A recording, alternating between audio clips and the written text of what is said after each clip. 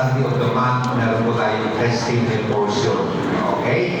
So, kaya po ay tatawagan ko po yung isang kabataan na mag-testify po kung ano po yung ginawa ng Diyos sa kanyang buhay at kung paano siya pinagpalak, sinamahan po ng ating Panginoon. So, bigyan po ng mic o jacket, bigyan po ng mic yung ating kapatid po si Brother JM, anino po na bubuyan po. Brother JM. Hindi po lang kami at Lord sa inyo. God is good. All the time. All the time. God is good. Blessing po sa ating lahat. Ako nga po pala si John Michael Silanino. Ako po yung tahimik ng po dyan sa gilid. And hindi naman po alam pero 1 year, almost 1 year or more than 1 year na po ako sa Jason Barata. And praise God, dinabayan na po ako sa buhay ko. And bago po simulan yung testimony, start po muna tayo sa Bible verse. And Job chapter 5 verse 9 sa New International Version, He performs wonders that cannot be fathomed, miracles that cannot be counted. So hindi nyo man po alam pero today is August 2, a very special day for me. Kasi nakaraang taon on the same day, I was having a really big dilemma. I was saying, UGCAT 2026. And background lang po sa hindi po nakalag sa UGCAT, it was an entrance exam, college entrance exam po siya para ma-admit po kayo sa UP. UP po stands for University of the Philippines or Universidad ng Pilipinas. At yung UPLB po is a campus ng UP, yun lang po sa may Los Baños. And yeah. Just by listening to that explanation po, talagang parang nakakaba siya. Kasi last year po, I think 147,000 po kami na nag-exam for UP. And even that's lang po talaga yung kaya ko ang kaninong school na nanggaling po sa limited budget and such. So, bilang kabataan na parang may pangarap na magkaroon ng maging buhay, sobrang hirap po talaga na makapasok doon. Lalo na pag susunog lang ng pila yung tanging puhunan mo kasi wala naman tayong kakayahan sa financial para makapasok sa isang prestigyosong paaralan para makapag-aral. So yun lang talaga yung chance ko para magkaroon ng magandang buhay, not just for myself, but for my family and for God. So, noong March 2025 po, nagbukas po yung application ng UGCAT 2026. And I have doubts if I had to, if mag-pursue ba ako ng UP. Kasi yung dream ko po talaga is maging civil engineer. Kasi yun po talaga yung pangarap ko simula bata pa. And quota courses po siya, ibig sabihin po sobrang dami kong mag-a-apply for that course. So, hindi ko pa alam kung makakapasok ako. So, sabi ko lang, pray ako sa ito, God, para sa akin ba to? Ito para sa akin, bigyan mo ko ng clue. Pahingin mo lang clue, Lord. So, bitin ko siya ng ilang days until ng Saturday. Pumunta po ako dito ng Saturday, God led me to this place. And hindi naman po sa pag-i-chismoso, pero meron po kasi sa likod ko, habang nag-pray ako, I think from Asher po siya, or from Welcoming Community, may kinakamusta po siya sa likod. Then, yun lang po yung narinig ko yung sabi niya, of course, try mo, God will provide, huwag kang sumuko. Yun lang yung narinig ko. And pinakawakan ko siya.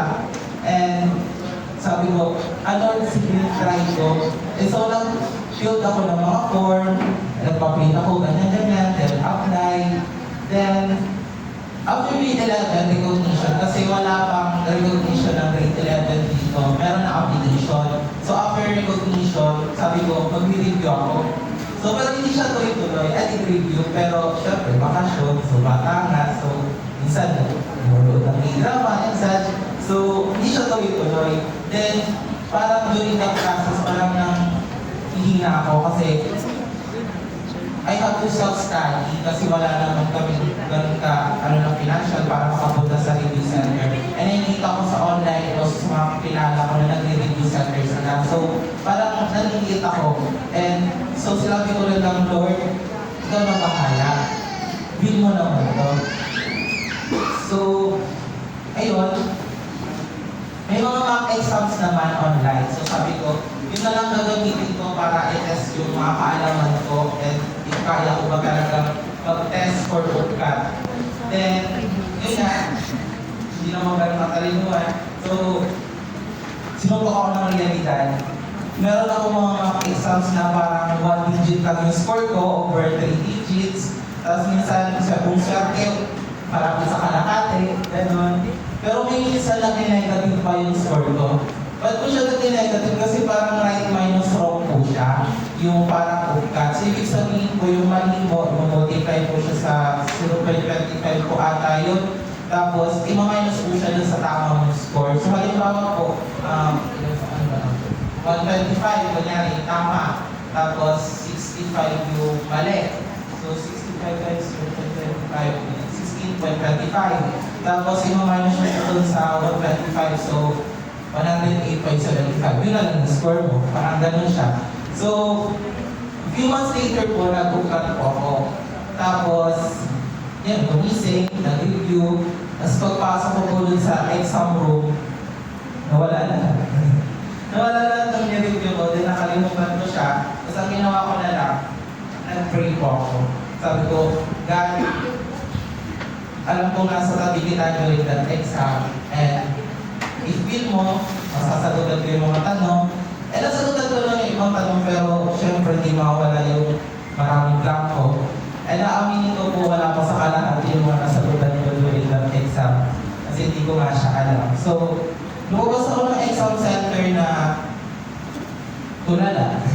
Tulala ako kasi wala po akong masagot. Alam ko sa sarili ko na hindi po makakapasa ng UCAT.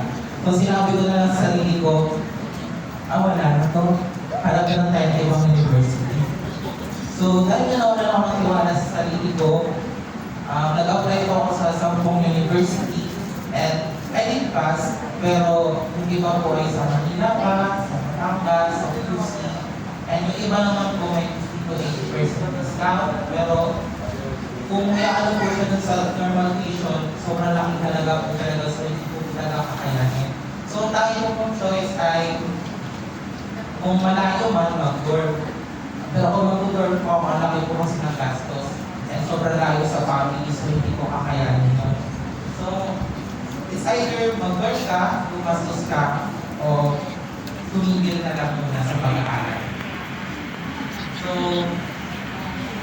kung isigil po sa pag-aaral, mawala na po, mapuputol ko yung pangarap ko na mag-build ng mga houses, structures, yung pangarap ko sa sarili ko, and not just for myself, but also para sa pamilya ko and sa lolo ko na malaki. Noong 2018 po, 2019 pa tayo, nawala po yung lolo ko.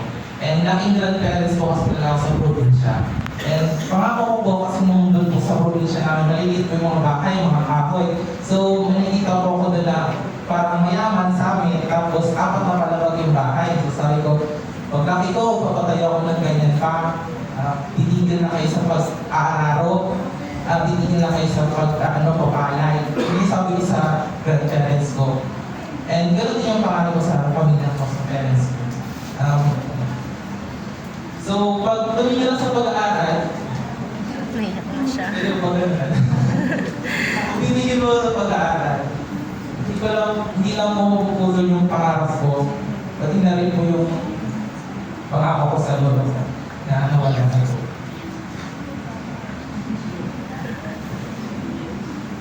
And so, few months later,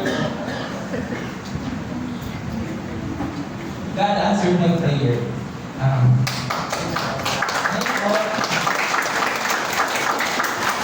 Nakapasa po ako ng UCAT 2026. And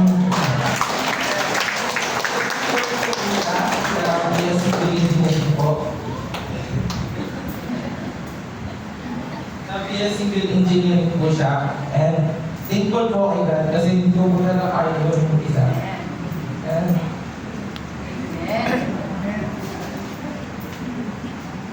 sorry po, nandiyan po kasi talaga akong tao. Kaya na ako po talaga mag-show ng affection and emotion towards mga kakilala ko. So, parang this year pangalawa kaya ako. So, thank God kasi nabigyan niya ako ng pagkakataon na matupad yung pangarap ko, not just for my family, but for also naman para kay God. And hopefully someday, maging civil engineer ako na hindi lang yung tao yung mapaproud sa akin, pati na rin yung Diyos. And yun po, I believe na kasi 2026 breakthrough. So, pinag-pray ko talaga yung breakthrough sa buhay ko. And very thankful ako na binigyan God ng breakthrough yung buhay ko. And I believe po na in this breakthrough, not just in this breakthrough po, but for every breakthrough is a journey. And that journey po carries one's dream. And when we achieve that dream po, it doesn't just end there. It's a beginning of a new chapter with God. And all towards knowing God more. And so, sasali ko ako sa ministry. And kaya naman, sumali na po kayo sa DJ. Kasi sa naman yung church. Matulungan po tayo natin i-serve yung Lord. And ayun, sabay-sabay po natin unlock pa ang more breakthroughs. And sabay-sabay po natin, o lahat po tayo ay pumunta sa isang journey towards God. Amen.